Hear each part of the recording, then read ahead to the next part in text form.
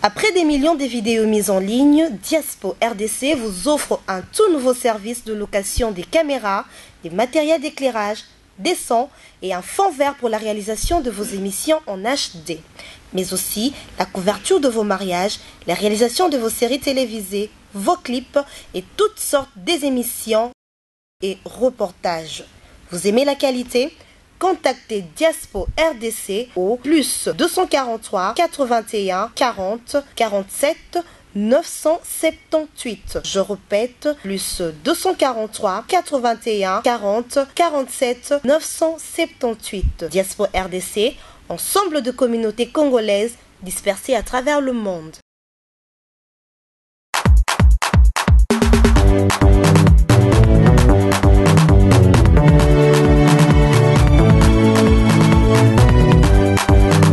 Ah oui, bah la pote m'a emboluga qui yango. Babi mi kona RDC actualité à moko. Babi événement de l'année. Oh ouais, ensemble avec 3 concerts successifs. Vendredi, samedi, dimanche. Na kata concert Rwanda de la forêt invité qui ba oyaye. Invité qui nderonaye moko ya motema jibe piano. Invité qui grand na bango ya musique congolaise Papa Wemba. Pe invité qui petit na Fally Ipupa. Invité qui pende konaye ngambo braza hoga hoga. Mais na nyoso wana mutomoni a respecter rendez-vous te ya Fally Ipupa. Yango ngayo relinda ya. Et l'on a bi balobi na bombi comme on a Abel motema Mireille to kitaki sur le terrain to miraroye ba un peu ba vie il y a ba mélomane il y a ba musicien na bisozani par rapport à absence il a fallu pour monsieur balobi zali sabotage ba monsieur beza manque en tamet to kita sur terrain to e ba ceux qui au juste ezaki nini. Bonjour maman. Bonjour madame. Oui, madame, Nalinga, tout nous par rapport, il y a concert, il y a 3 jours, il y a Wera.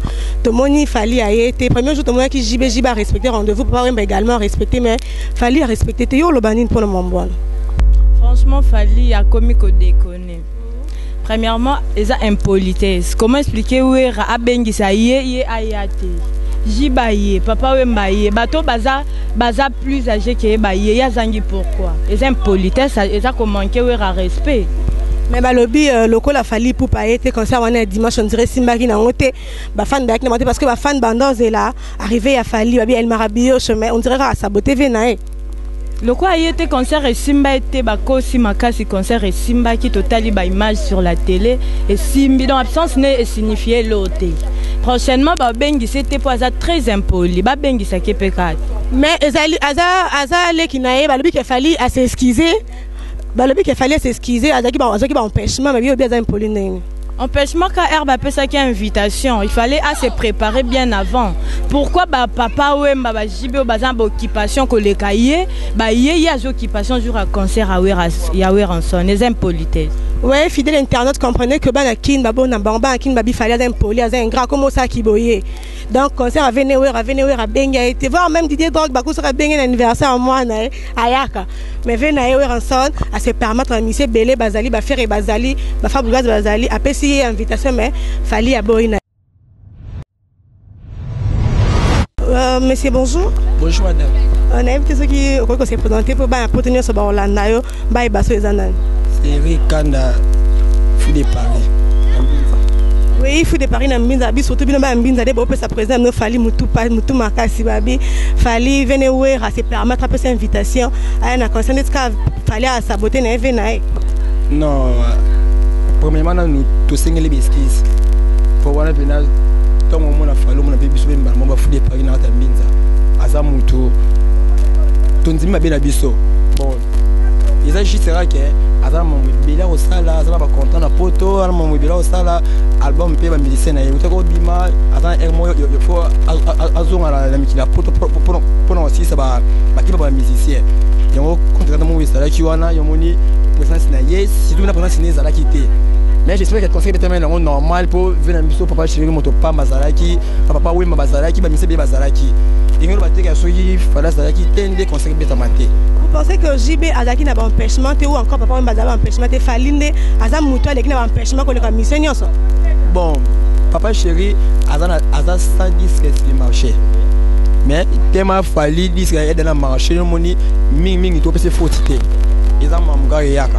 Il fallait trop qu'ils bon pour venir vraiment ils sont faire Bazali ba Fabougas Bazali ba brigade Bazali mais venez voir mais ça c'est pas les personnes invitation mais petit net à saboter naï. Fallait qu'ils bon fait rêver na ye yo ba vie on se bana na wana les ça il va faire na papa chéri na personne à se permettre à appeler sa invitation par rapport il y a ba petit peut-être ba faire et bazali ba fa bugazo dali venanga habiter petit na fali aya mais petit fali netra à saboter vena eba na poto na été ceux qui besoin ramara monde zoké ayebi ke le roi de la flora ça bena koko na mo musique na mo musique liboso na ye na fallu l'espace dans on fallait jamais sur la saleté devant wera et ça m'a mukaka et ya ka pe wera comprendre fali à comprendre ya oui ben la poto se comprend que ba fanatique ya fali ba s'excuser na pesa mutu namba on ba on peut saluer on passe net na sur les stars après déjà bien le 20 mai aye bo venir fali ba quitter ba la poto ba fana fali babi bolimbi sa fali prochainement à Rosala.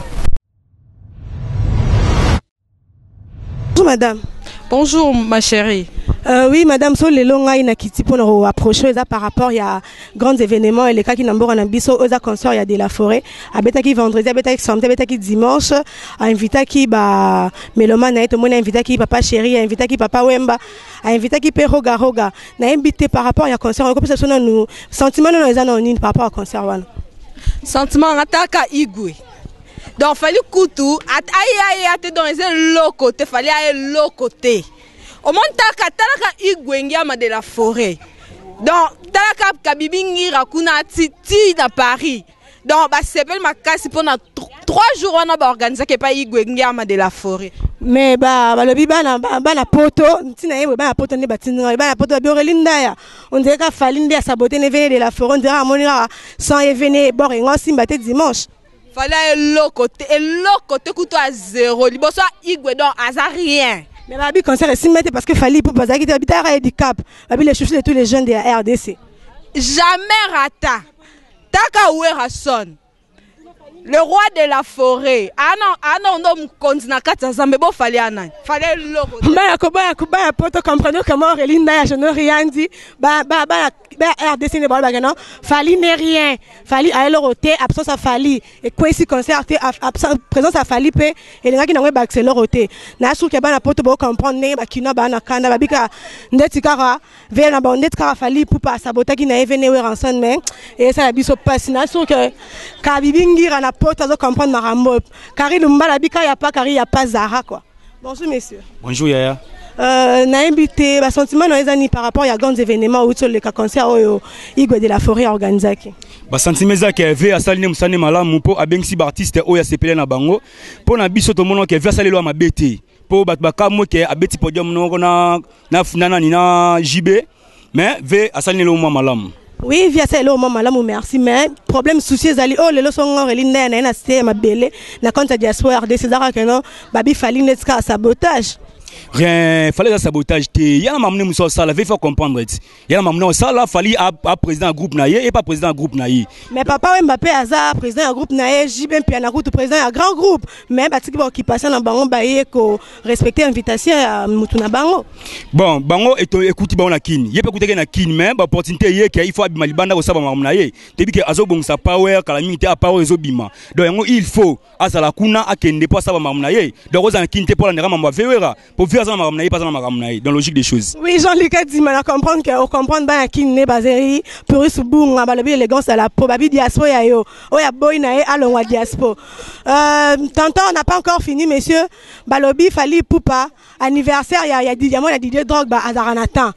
Abeta tout à kenali amani na ya Zaranatan mais pour ne venir voir andetka sur une bon monde que ba faire ba rolobani que via beurre bord beng ça bisa beng ici fali mais petit pas saboter na vie. Bon, place bon il faut faire comprendre. Fali ba Didier Drogba massa fali. Mais il y a personne vie respect dans la vie, respect dans la masse. Bien sûr respect dans la vie. Mais pas vieux quand même, à mon qui est l'homme fou là, il fait mais qui n'est pas dit trop sola quand même, il y a bêtis, il y a sola, va sola, hein. Yo, aux affaires n'a fallu, il fallait qu'il concert à raté pour bon, aux qui m'a fait invité. Ce qui Ginette moi à concert, on dit m'a mis à le baby et m'a fait Abel Mouté m'a miré. Babi fan a fallu le billet et dans mon félé en qui n'était dans bon soin ça fallait pour fallait aller bon qui n'a pas dit drogue parce que n'a sous comment $20,000 ça a moins bien. Voilà logique. Merci beaucoup, merci ma fidèle internaute il y a diaspora RDC n'a sûr que vous êtes content na ba avis ya ba public na bino bomoni ndenge ba différentes personnes ba lobby par rapport il y a absence à Fally Ipupa ba musu ba lobby ça manque ya temps ba musu ba lobby que non azaki na mobela au sala za album na ba libre parcours ya nzela fo la ndela ba musicien na vraiment vient na we ransan alimbisa e na vana si émission aussi ça beauté ba Purius Moura Purius Bunga Diaspora RDC yo Jean-Luc Dimaso boy na alongwe na nana Lumbala balobi yo za ya Fally molobi te Kari Lumbala bika ya pas Kari Lumbala ya pas Zara Pegingira l'élégance à la peau babi Paris mo mabayebi babi Pegingira le plus beau Patrick il sait ma Blaise Lumbala fou de Paris toujours car les stars à suivre quoi. Quant à moi Relinda je vous dis au revoir, on se voit prochainement babi sous mon maman la virosila maboya basambo. Après des millions de vidéos mises en ligne, Diaspo RDC vous offre un tout nouveau service de location des caméras, des matériels d'éclairage, des sons et un fond vert pour la réalisation de vos émissions en HD. Mais aussi la couverture de vos mariages, la réalisation de vos séries télévisées, vos clips et toutes sortes des émissions et reportages. Vous aimez la qualité ? Contactez Diaspo RDC au plus 243 81 40 47 978. Je répète, plus 243 81 40 47 978. Diaspo RDC, ensemble de communautés congolaises dispersées à travers le monde.